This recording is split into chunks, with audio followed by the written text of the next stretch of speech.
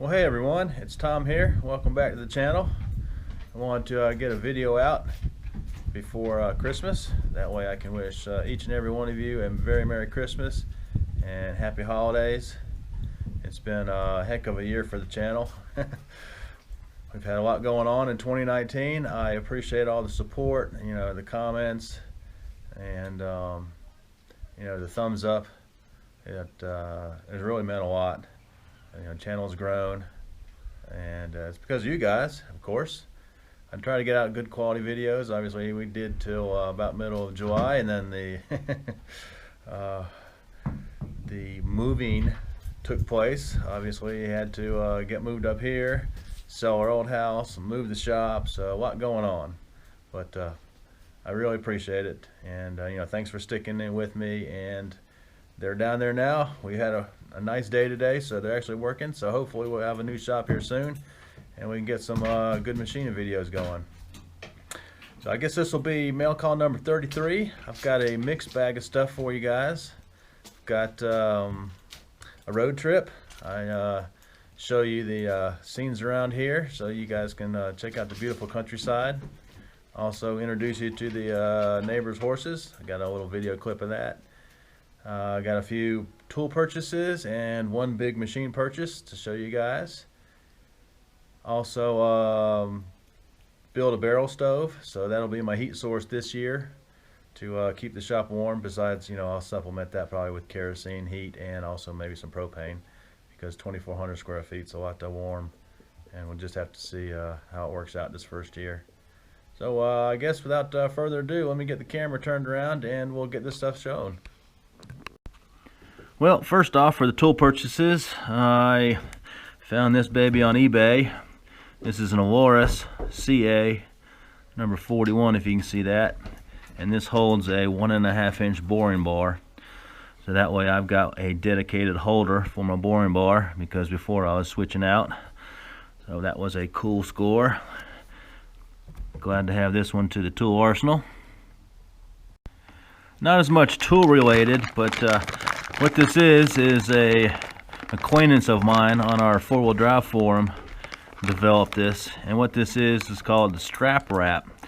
So all you guys that have been buying machines and you have to transport them and you're using your normal yellow straps, and you strap your machinery down, and of course you've got the extra length, and what do you do with it? You gotta kind of wrap it up and tie it off somewhere, and then once you're done with your straps you try to roll them up, but it's got that long ratcheting lever, and it's kind of awkward, and they don't stay rolled up, and they just end up being a tangled pile.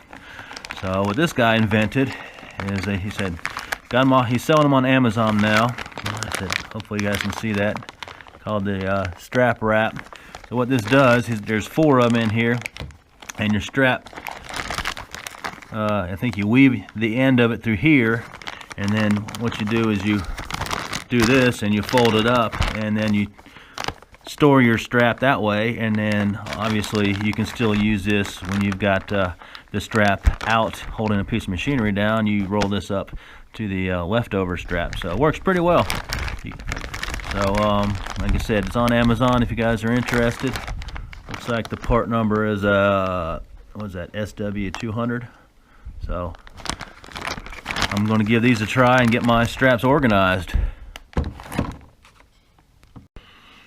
With some of the projects I've been doing, I figured I might as well put my maker's mark on it. So I picked up one of these stamps off of eBay, actually made in China. I'm not sure if you guys can see there or not, but that's what the stamp looks like. So I have been putting tags on stuff, but softer materials or something, I can just go boink and put a maker's mark on it. So that was pretty cool. See this in future projects. So hopefully you guys can see that pretty good. I have been on the lookout for a horizontal mill with a vertical head. Now that I've got a new shop coming, so I got larger floor space so I can accommodate one. And I picked this up. This is an Abana. It is Swedish made. I've got the VHF3 model. Mine is looking at the serial number, built in 1966, and I got on one of the machinist forums and reached out to a guy that lives in Sweden, and he was able to contact the company, and they were nice enough to email the original build sheet, so I thought that was pretty cool.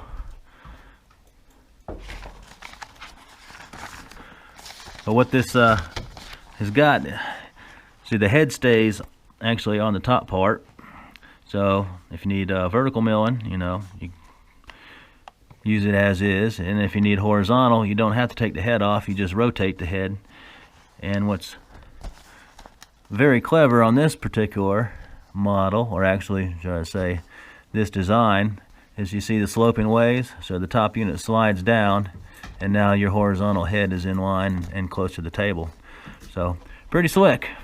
And also I got a bunch of tooling coming with it, so let me show you the scores that I made this deal even sweeter. So what you're doing is you're looking at a picture on my iPad, so hopefully the reflection is not washing it out, but you can see all the 40 taper tooling is coming with it. Back there is a 15-inch Bridgeport rotary table, and then right there is a Kurt Weiss. So all this is coming with the mill, so that's killer, you know. So got a pretty good selection, but I guess I can put the word out now. If you have some 40 taper tooling that you're interested in getting rid of, send me an email. Maybe we can work something out. That'd be awesome. Well, hey guys, we got a little project today. Figure I'd take you along on it. I'll probably just throw it in a mail call. It's not worth making a full video because well, there's hundreds of YouTube videos on it already. So as you can see, making progress on the shop. So soon, once the walls get up, you know, I gotta start thinking about heating the place. So I've been looking, you know, on eBay, Craigslist. There's a place on the internet called Shoppock. It's kind of like a Craigslist also around here, and also Tractor Supply and Rural King for either a nice big wood stove or a used one, and I hadn't had much luck. So, or should I say, there's plenty of options out there, but I just don't feel like spending the money for a big new one, or, you know, buying a used one. So I think the plan is going to be is I'm going to go ahead and build a double barrel stove to use, you know, this winter, and then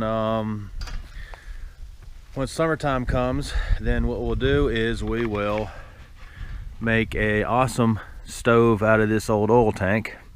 This was originally going to be a barbecue for a customer, and like a lot of other people, they think you can just, you know, whip something out for a couple $100. They don't realize, you know, by the time you price out all the material, you know, the steel, put an axle under it, you know, a tongue so you could tow it, whether it's going to be propane or charcoal if we had to build the grill, and propane burners and all that, you know, you're in it at a couple grand and they get shell shocked. So he abandoned the project and I got stuck still with the tank. So what we'll do is, like I said, this summer we'll build a killer wood stove heat exchanger. And what that is basically, you know, you put in horizontal tubes from the front to the back, and then you put a fan in the back, and then it blows air through those tubes. And of course the tubes are like super hot because the fire is hitting the tubes and the smoke is hitting the tubes, and you know, they're the temperature of inside there, so you know, about 700-800 degrees. So when that heat comes out, man, it's really awesome and warms your shop up really well. There's quite a few videos on it of people making them, so that'll be the summer's project. But the double barrel stove will, you know, get me by this winter. So I picked up both kits from the Rural King, and for those of you who don't know what a Rural King is, it's kind of like a I don't know, a Tractor Supply or a Southern States and a Walmart. You know, got drunk one night and went home, and you know, this is their offspring. So it's a pretty cool place. First time I've ever been into one. I picked up both kits on Black Friday, so I saved a little bit of money. So these are the kits, and I picked up some extra stuff too. So basically this is legs and a door, and then you've got the damper, and then this kit here allows you to put the top barrel on, so it gives you additional legs, you know, another damper and a connector and a I guess you call that a flange for the top. So I've got a couple barrels over here, and I was kind of saving. I wasn't sure if I was going to make a barrel stove or I was going to use these for burn barrels or what, but they are going to be barrel stoves. I've got this one here. This has got the removable top, so we'll use this one on the bottom, and I'll put this in the back, so that way I can just bink, you know, unhook that rim, take that lid off, and I can easily, you know, clean out the ashes. So that's the plan for that one, and this will be the top one.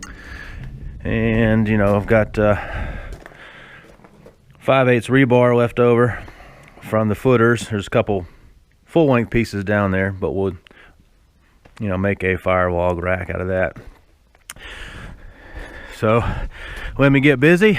I've got access to the, you know, I got my welder right here. I can got my plasma cutter, and the previous owner did do a 220 30 amp, so that should be plenty. So I can get to you know, get a cord under the Chevy. We'll get this stuff pulled out, and I'll go ahead and knock this out. I'll take a couple shots or a little bit of video here and there, but like I said, not really going to do a whole video on it. It's not worth it because there's a tons of them on the internet. So if you want to see how to make a barrel stove on the cheap, you know, go look some of those videos up. Oh yeah, and Chaos says, hey Tom, hurry up and throw the damn ball. Front's cut out, front bottom legs. I'll get the back bottom legs. There's Supervisor. He's on throw the ball, daddy. That's what we do all day. Gotta love a young puppy.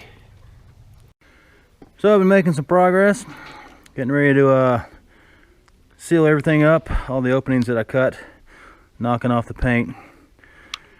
Sun's going down, and it's going to get cold, so I'm trying to get stuff wrapped up. Got the top barrel done. All I've got to do is, you know, I'm going to knock all the paint off of these and get them sealed up, let the sealant dry, since it's going to rain for a couple days, and then we'll get everything together and get a fire in it, and we'll be rock and rolling. Got to run down to the job site. I'll get a bunch of that scrap wood, and we'll use that to burn the barrels in, get the paint off, and get the smell out, and should be ready to go in the shop. So I've got the stove all wrapped up, doing the first burn, trying to get the paint off, and you know, that was a new barrel, so it didn't have any contaminants in it, but this one had motor oil in it, so I got to get it out. And the hole here, and the hole here, I'm going to run a through tube, but unfortunately I don't have enough of this stovepipe. I need a little more section so I can run it through and then seal it up on both sides. And then the back, like I said, I'll have a blower motor, so all this hot smoke will heat this up, and then it'll blow, you know, warm air through here, and then hopefully it'll be nice and hot by the time it comes out the back. So there she is. Like I said, double barrel stove. That'll be my heat for the first year in the shop. So here's the neighbor's horses. Of course the dogs go nuts, but got some celery since we're out of apples. Some of them will eat it. There goes Chaos. Hey buddy, it's okay. Hi there. Hey, you want some celery? Hi. There you go. There's our good boy. Hey, stop. No, no. There you go. See, you don't like it? I can't remember. Some of them, of course, they love the apples, but hey, that's a little terror right there. One is Sally. I think that one's Bo. Ah, Apollo's down there. That's the black and white one. Come here, Apollo. Here you go. One more. Not your favorite? I'm sorry. Here you go. That's celery. Yummy. It's great when you got horses for neighbors. Hi. Want some more? There you go. Of course, frickin' Frack down there won't shut up. There you go. Yummy. I know you don't like a horsey. There you go. Want some celery? It's okay. Come here. Here. Come here. Not your favorite? Oh, these ones you don't like it. Hey, Apollo. Hey, Apollo. Come here, buddy. Here you go. Celery. Horses for neighbors. Well, hey guys, I figure I'd take you on a road trip, show you the countryside, show you how pretty it is out here and the reason why I moved out here. I know Steve Summers, he likes to show some video around his place and in Kentucky on the back roads, which is pretty cool. So this is my property here. I got them working today. It's Friday. Live on a dirt road, obviously. And my property line goes all the way to almost this guy's driveway. If you can see the yellow flag or orange flag right there. So mine shoots straight back, kind of where the different color grass is.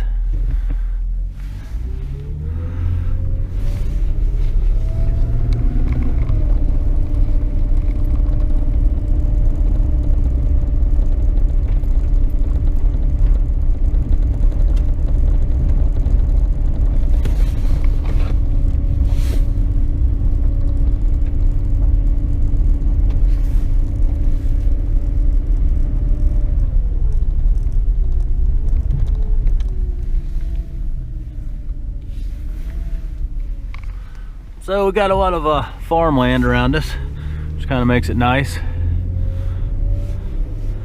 This is the neighborhood old church. I'm not sure of the founding year on it, but nice view of the mountain range right there.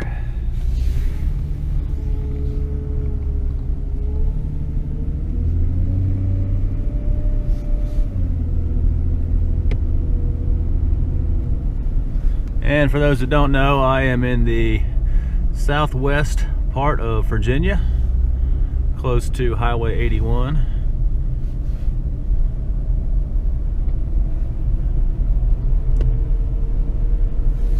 And this house here on the right here, this is kind of like a typical farmhouse. Then we got chickens in the front yard. They even have a pet deer because it's got a collar on them. I've seen it before. And then you guys see the goats?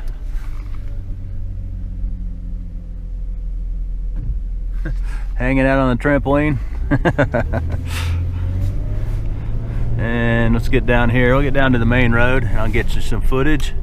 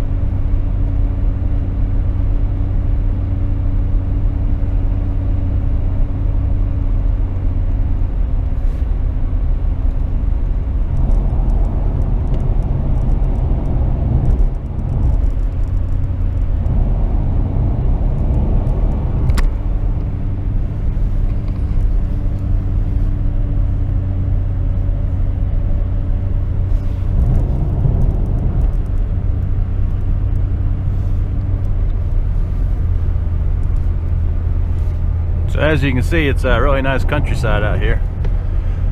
It's a lot of small farms and just a good old living the rural life. We got about 2 more miles to travel and we'll be into the little small town, but I'm not gonna record all of that traveling. Just to figure I'd give you a peek at what it is out here. Hope you enjoyed it. Oh yeah, and almost forgot, Chaos wants to say Merry Christmas, everybody. Right, buddy? You gonna share your ball with everybody, or you gonna keep it? Huh? Say hi, everybody, on YouTube. I'm getting big. He wants to play.